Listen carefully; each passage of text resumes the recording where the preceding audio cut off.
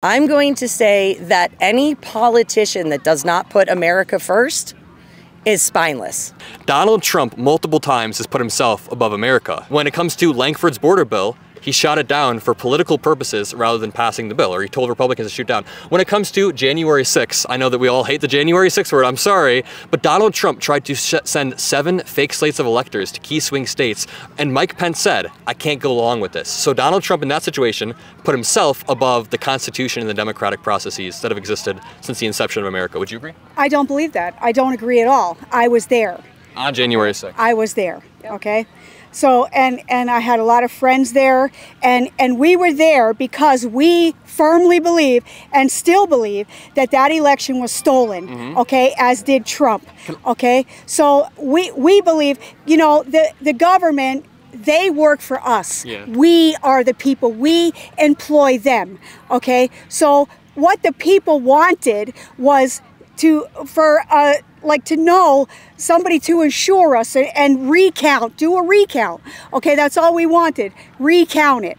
Okay. Can I ask a genuine question? Sure. So in Georgia, for example, they did 3 risk limiting audits where they recounted it and made sure each ballot was safe. And Kemp, the Republican governor, said, hey, there's no election fraud. Trump has a repeated pattern of saying things are rigged when they're not. He said the Emmys were rigged, the primaries were rigged, he said the 2016 election was rigged. So does it ever worry you when time and time again he says everything is rigged? No, let's talk about facts. Let's talk about facts. When you pull down the voter registration from the states that have it available online, I'm an accountant, so I pulled down the data. I ran pivots and looked, oh, look, 1/1900, right?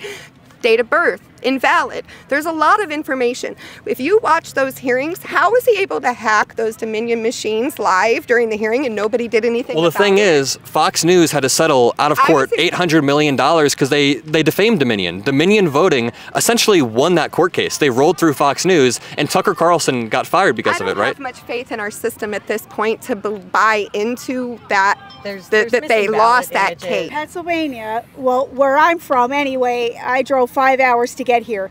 There were 10,000 dead people that voted. Now, that's not true, though. It is true. They did risk limiting recounts in this state. They found 3 or 4 dead voters. So what's your source compared to mine? Is the AG, the governor, and all of these people in the high up positions in PA? Are they Democrat? Does it really matter? It does to me. Because so when Kemp is a Republican in Georgia and he says there's no election fraud, he's a rhino. You think Kemp is a rhino? Yeah, Kemp is a rhino. So can I genuinely? I want to ask you a question. Donald Trump said the election was going to be stolen before the election even happened. Because he knew. No, he was laying the groundwork, and then he took the stage on election night when 40% of the ballots were counted, and he declared victory prematurely. Then for months, he doubled down on these election fraud claims when people like Bill Barr said there's no fraud. Did they watch the flip? In the middle of the night? Did you see it? Because we went to bed and Trump was up. I didn't go to bed. Right? We go to bed, we wake up, and what When you're watching the Super Bowl and you go get a snack and you come back and the score is flipped, are you thinking that the Super Bowl was rigged, or is that how counting works? Well, when you're adding ballots, how do you subtract? Right. You can't. There are no ballots subtracted. You can't subtract a score. So genuinely, it concerns me. It genuinely concerns me when Donald Trump brings these court cases to 60 courts with Trump-appointed judges, and they say there's no fraud. And then when I talk to people like you say we don't trust the courts, we don't trust Mike Pence, you don't trust the FBI, no, you don't trust Bill Barr, you don't trust anybody but Donald Trump. Is there anybody other than Trump? Sure there is. Like who, like Rudy Giuliani? Okay, let's say this, Byron Donalds. You really, Byron Donalds? Oh, I love Byron Donalds. Really? Are you going to say Mark Robinson next? Yes, I am. You like Mark Robinson? I do. Yes, I do. Marjorie Taylor, Lauren Boebert, Matt Gaetz, like them all. Did you read Mark Robinson's post from Nude Africa? What did he say? He said he's a black Nazi who reads Mein Kampf and he likes on his. Listen, I don't believe that at all. I don't believe it. Why did all of his campaign staff drop out then? All of his campaign. I don't. Okay, so wait. Can I just ask you, Jen? This is another example of you saying it's a fake story. Right. It's a fake court case. Everything that doesn't comport with your view is fake automatically. Can you see where I run into problems there? Well, I could see that. Can you step into my shoes and understand? Here, how about this? How about this? You ready? When I registered to vote for the first time, I was going to vote for Ross Perot because I was a registered libertarian, okay? And I really liked Ross. But then I had to vote for Bill Clinton. And I voted for him twice, okay? Wow. Next comes Obama, and I voted for him twice, okay? But in 2015, okay, I changed my voting status. I went from Libertarian to Democrat to boom, Republican, and I did something for the first time in my voting years, okay? I voted in the primaries to make sure that my vote counted. Can I ask you what about Trump attracted you so much? Well, like a lot of other people say, he's a businessman. He would run the country like a business, right? And he wasn't sullied by the politics of, like, you know, someone who's been in politics, say, for 30 years, okay? He was not sullied by those politics and the swamp in D.C. But Trump says he's a businessman who hires the best people, yet his cabinet had a 92% turnover rate the first year. Everybody, almost everybody that worked with him, from Mike Pence to Bill Barr to Mark Meadows, all of these people say, I'm not working with this dude again. And finally, Trump tries to place the blame and the responsibility on everybody beneath him. So if I'm working as a manager at a store and somebody beneath me messes up, I can't blame it on the person beneath me. I'm the effing manager. It has to be me. So Trump, you're all good. Trump, time and time again, deflects blame. He has a high turnover rate. Is that really a good businessman to you? Well, the reason why he has a high turnover rate is because he fires people, right? He fires people that do not do their job the way that they're supposed to. Why doesn't he hire the best people in the first place that he doesn't have to fire? I'm sure this time, this election, he will. This time he will, I'm sure. Yeah, people sure. like Rudy Giuliani, I'm sure he won't make those mistakes again. Yeah. Okay. And another thing I want to know is, not like, to say that it was a mistake, of course, but he put his trust in those people as a team, and if they don't follow through and do what they're supposed to be doing, okay, then he fires them. Well, I want to ask you. So high turnover. People say that Biden is senile. Do you believe that? I believe it. So senile Biden, right? Yeah. Quote, senile Biden has passed the bipartisan infrastructure bill. He didn't do it. The PACT Act. He's an empty suit. Okay, so with him and the help of Congress, we can revise the wording. They passed the bipartisan infrastructure bill, the PACT Act, the CHIPS and Science Act. Let me ask you, what's one bill that Trump passed? What's one bill that Trump passed? Oh my God! What's one bill? His policies.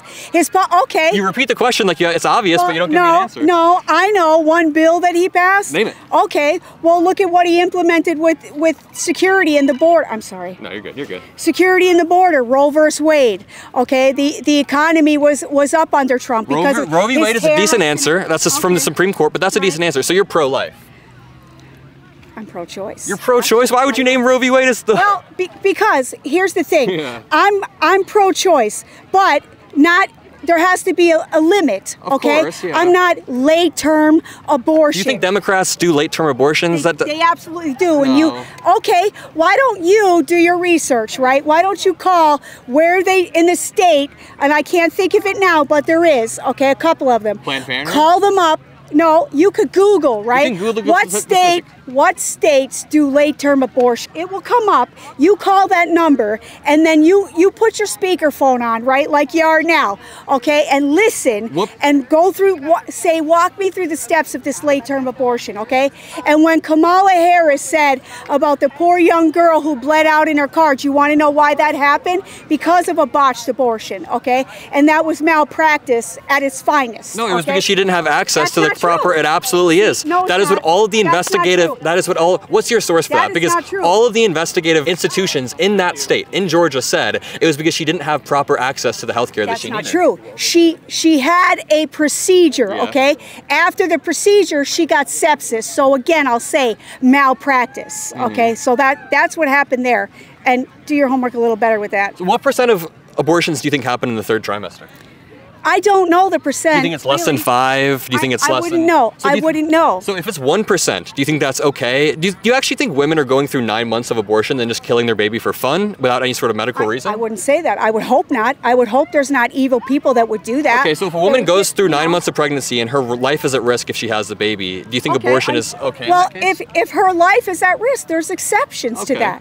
You know, the life of the mother, rape and incest, okay? But if you get past, say, 16 weeks, if you know, after that, you're killing a life. It's a life. I was in D.C. in November 14th of 2020. Yep. That was a peaceful protest, okay? The only people that were inciting violence or whatever was through BLM and Antifa, what they did, and you know what they did, shooting bottle rockets, you know, throwing urine on people, punching people in the back of the head, like that, okay? So, but otherwise, individuals like myself, peaceful, okay? We went, again, in December, on December 12th. Yep. Okay, same scenario. And these are all key dates for electoral processes, by the way. Trump was trying to hold rallies on the same day that key electoral processes were happening. Okay, that was the whole purpose of it. Yeah, okay, but here, let me ask you this. Yeah. Okay. For all of us who are here today, who were there January, who were there December, November, like that, and all the attendees who go to any of these rallies, right?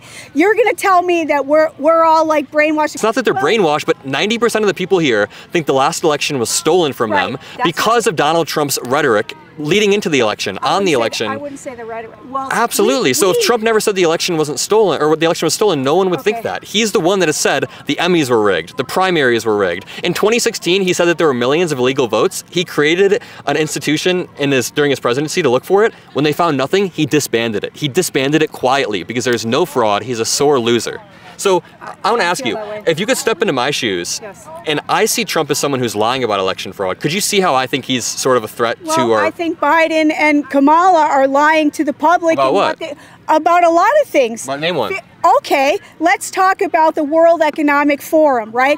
Let's talk about the Green New Steel. Let's talk about that. These are just buzzwords. These are just straight up buzzwords. What is the World Economic Forum to you? Is it some nefarious entity trying to take over? Absolutely, 1,000%. Okay, but I want to get back to January 6th, just so you know, from my perspective. Okay, we're on the ground. There were so many people there. Like here, they're expecting 60,000 people. I would say maybe there was 100,000 plus there that day. Okay, so they keep showing that same set of doors, and then there's footage inside the tunnel. I wasn't in there, okay? When Trump was done speaking, he said, we're going to walk. We turn this way, and we start walking towards the Capitol. My producer is calling me. Can I ask you one more question, and then I'll give you my card so we can continue this. All right. If you had to choose in November between Kamala Harris and Vladimir Putin, who do you vote for? I would not vote for Kamala. So you're abstaining? Or would you cast the ballot for the big V man? That's a tough one. That really is a tough one. Really? That's a tough one for me. I would never, ever in a million years vote for Kamala. Okay, what if it's I might not vote at all then. What if it's Kamala versus Kim Jong-un? I probably wouldn't vote. Wouldn't vote? No. So what if Kim Jong-un is ahead in the polls and you could be the tie-breaking vote and you could make sure that an American president wins, not Kim Jong or Vladimir Putin? Would you be that tie-breaking vote, or would you let Kim Jong-un get in that power? I would not vote for You wouldn't vote? No, I would not vote for Harris.